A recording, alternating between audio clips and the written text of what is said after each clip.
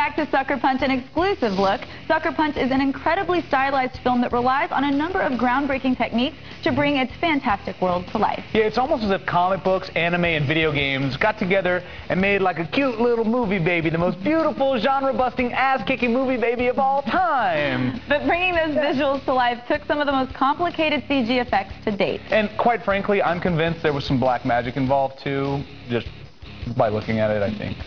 I could see that. Yeah. You got to kind of create this world for yourselves while you were acting this script out. When you finally saw the final cut of the film, was the world as you imagined it, or was it something completely different? Zach's mind is just insane, you know. This entire film was his concept, his idea, he managed to put on the page, and then he somehow managed to put on the screen. I wanted to create these like constructs where the girls were going to these places where they were fighting, these huge scale things.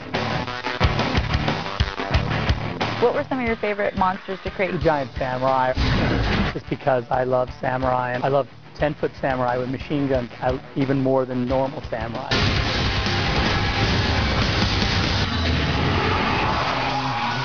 Let's talk about fighting a dragon.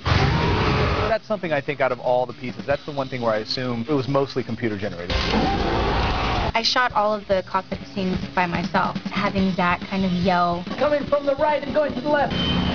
"Now you have the big dragon. You're gonna rear right. Coming from the left and going to the right. You're gonna go through 2 pillars." I'm like, "Okay, I'm doing it."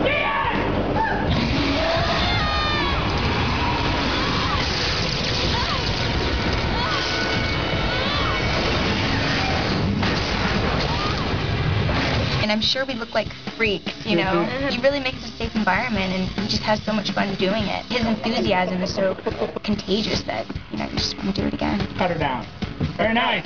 And to see it finally come to life was amazing. I kind of loved the dragon bit because, you know, what was incredible is that when they brought in the dragon, I remember that was the first real green screen element.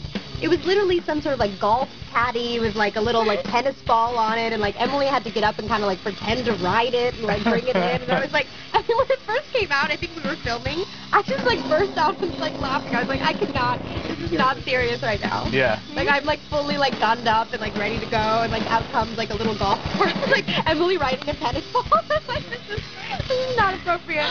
Cover!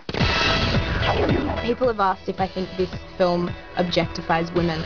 I don't think it does in any way. I think within the story, inside the brothel, these women are being objectified, and them escaping from that is them sort of taking control of their own sexuality. He knows what we're doing.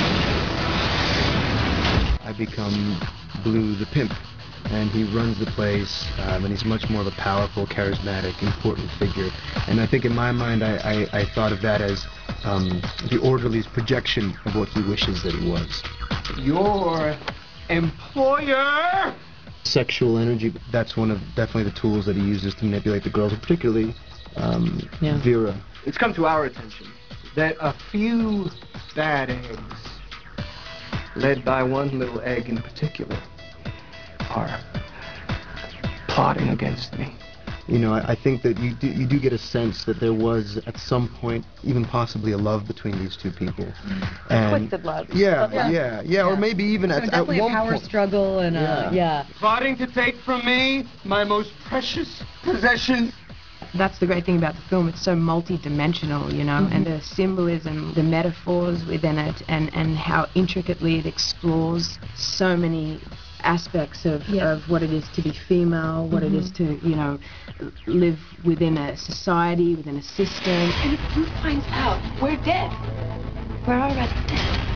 When I first saw the film, it just instantly made me want to be like 12 or 13 years old again, and being like so excited about seeing young women being able to do so much. You know, not only are they strong and sexy, but they're also vulnerable and willing to like sacrifice very important things for their own freedom, and how you can sort of rise above any negative situation by using the tools that you already have inside of your body.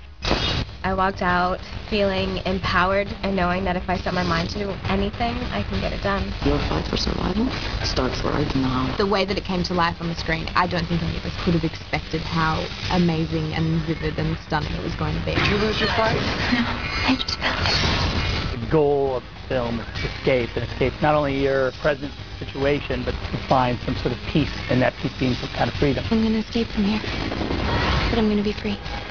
I really want people to leave the theater wanting more. I just really hope they take a piece of the Sucker Punch with them. Well, that's it for Sucker Punch, an exclusive look. The film's coming out nationwide on March 25th. Yeah, so don't be a schmuck. Go see this movie. Did I mention that it's got like super hot chicks in it? Did we talk about that? Only like 500 times. Yeah. Thank you so much for joining us. So hot.